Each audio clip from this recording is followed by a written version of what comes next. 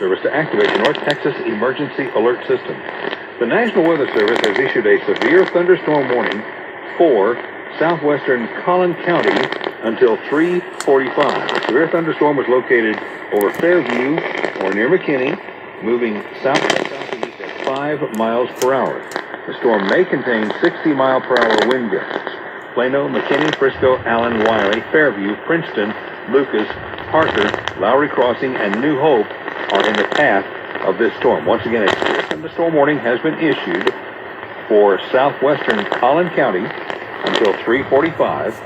A severe thunderstorm was located near McKinney, moving south by southeast at 5 miles per hour with 60-mile-per-hour wind gusts. All North Texas stations affected by this alert are requested to relay the preceding message.